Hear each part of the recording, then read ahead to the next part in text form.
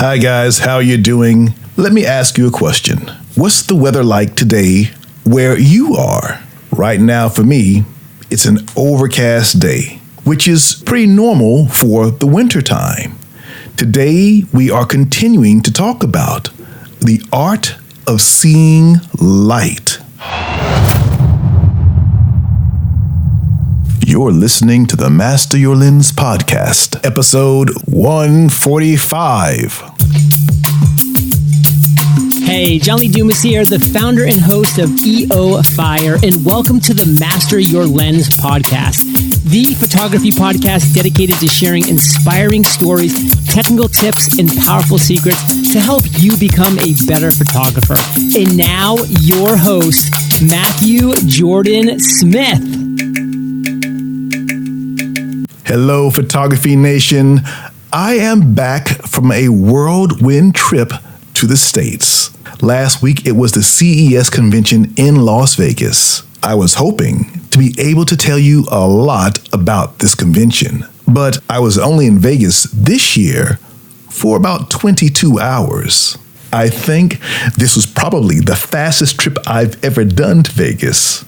You see, I ended up getting a photo shoot in Detroit, Michigan, and literally had to run to the airport as soon as I finished speaking. So sadly, this year, I didn't really see anything at CES except for a few things that were on my way toward the Nikon stage. It does seem like CES is getting bigger and bigger each year. I want to take this time to say thank you to everyone who left comments about my presentation there at CES. It was a super fast trip. I left Vegas to do a shoot again in Detroit, and I must admit, I was a bit concerned about going to Detroit in January. You never know what the weather's going to be. I was hoping that I could get in and out without any problems. Thank goodness, flying in was no problem. And the day of my shoot was also pretty decent weather. But as soon as the photo shoot was over, the weather took a turn for the worst. The sky was overcast the entire time from the day I arrived until the day I left.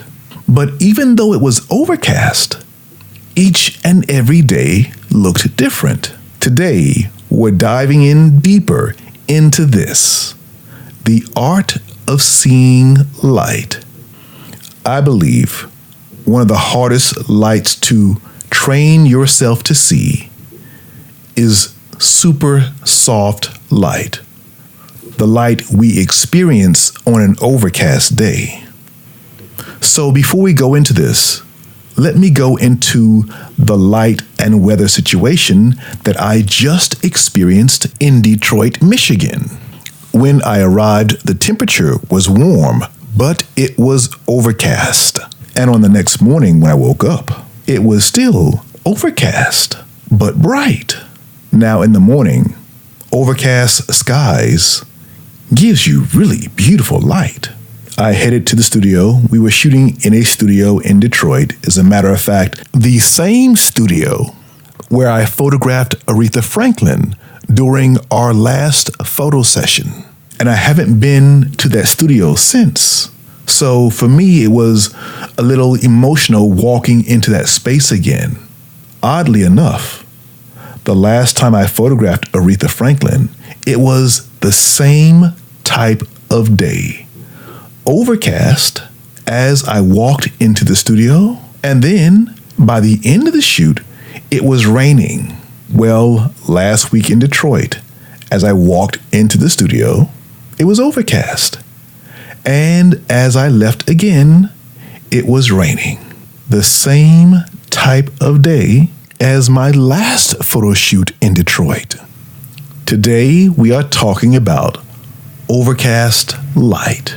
If you really want to become good with light, studying overcast light is a perfect way to train yourself to learn how to see light. My entire time in Detroit last week, the weather was overcast. but the light changed every single day. On the day of my shoot, in the morning, it was bright but overcast. By the end of the day, it was overcast but feeling a little gloomy. And then the rain came, and the light quality changed. Then the rain turned to sleet, and then from sleet to snow. The entire time, the light was overcast, but changing minute by minute. The average person will say it's an overcast day, and that's correct. But for photographers, we need to look deeper and study this type of light. Because on an overcast day, the light can change drastically, but you can't see it unless you train your eyes to see the difference. It's very hard in the beginning, but the more you train your eyes to see, train to see soft light, train to see diffused light, and all the variations of diffused light, the better you will be in terms of being a photographer and learning how to see light, period. On an overcast day, the light can change by one stop, up or down, but the average person can't tell. Some people are under the impression that if you shoot pictures on an overcast day, you're going to get a great shot. And that's simply not true. It's kind of like saying if you use a softbox, no matter where you put the light, it's going to be beautiful. That's not true either. What is true, that in both situations, an overcast day and using a softbox, you have very soft light. The other thing that is true is what makes for beautiful soft light is the positioning of the light and the level of diffusion. My favorite times of day in terms of light is first thing in the morning and the end of the day. The first few hours of light and the last few hours of light. This is where the sun and the angle of the sun is fairly low. And when it's overcast, even though you can't see the sun, the effects of the placement of the sun creates beautiful, soft light. This is very easy to see on a clear day. On an overcast day, it's a different story, but the light quality is beautiful. And if you pay attention, you can see this. Now, it's not easy. You've got to train yourself to see the light quality. How do you do this? Look for the shadows. They will be much softer, but they are still there. The human eye is quite amazing. Your eyes will adjust for all types of light, but you can train yourself to see the subtle difference. Now, all this month we are talking about the art of seeing light. And I want you to pay attention and stick with me, because as you go into studio, what you learn by training your eye will only help you if you want to become better at using light.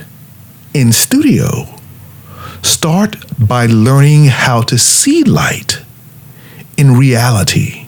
And one of the hardest lights to see is soft, diffused light. The sun is out there. It just has thick layers of clouds diffusing the light. That soft, diffused light can be very flattering when the sun is at a beautiful angle. However, in the middle of the day, the angle of the sun may not be so beautiful. It's directly overhead. And if you pay attention, you can see the shadows are deeper under the eyes. Maybe the eyes on a person become dark because of the angle of the light. It will be hard for you to see this in reality. But if you take a picture on an overcast day, toward the beginning or the end of the day, those pictures will look beautiful.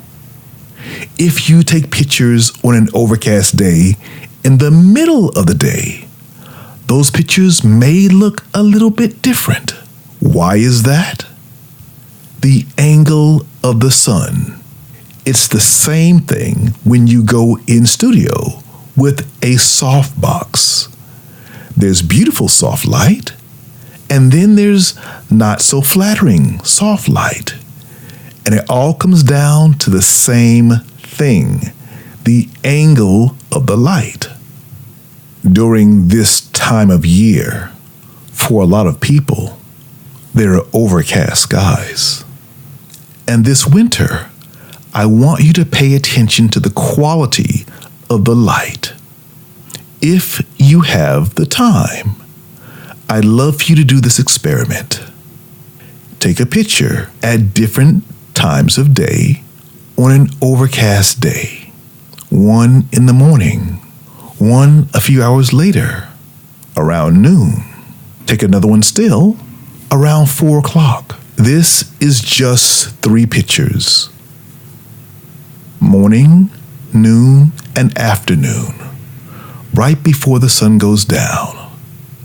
If you have overcast skies for the entire day, this will be a great experiment and a great way for you to see light.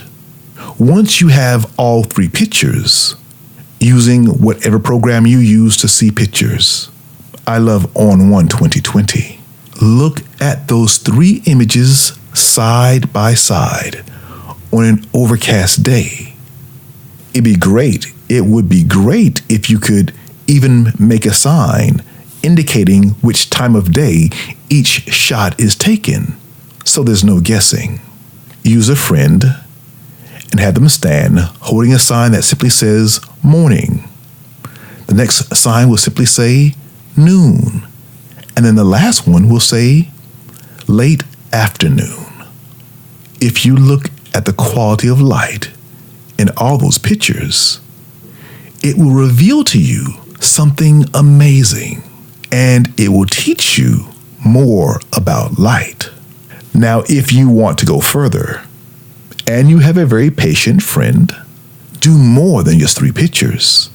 Maybe 1 picture every hour or every 2 hours. Document the time of day in your picture so you can very easily see the time of day as you take the picture. This will be in the metadata, but it's much easier if you simply have a person holding a sign with the time. This way, you can easily see where you are visually. Look at those pictures side by side and decide which image you like best. I have a feeling you're going to learn a lot by doing this test, and you will be on the path of learning how to see light. Good luck, and if you do this test, let me know. Drop me a line on my Instagram and simply say that you did this test. For those of you who are in my private course, we will be doing this together. And I look forward to seeing the process of us all learning how to see light and become better photographers. If you haven't joined the free Facebook group all about lighting, come and join now. On Facebook, look for the group Photography Lighting Ninjas. Come and join the group and elevate your lighting. All right, Photography Nation, that's it for this week's episode of the Master Your Lens podcast. Get out there and shoot and learn how to see light better. I look forward to seeing you again next week on the Master Your Lens podcast. I'm Matthew Jordan Smith saying, always dream big. Bye for now.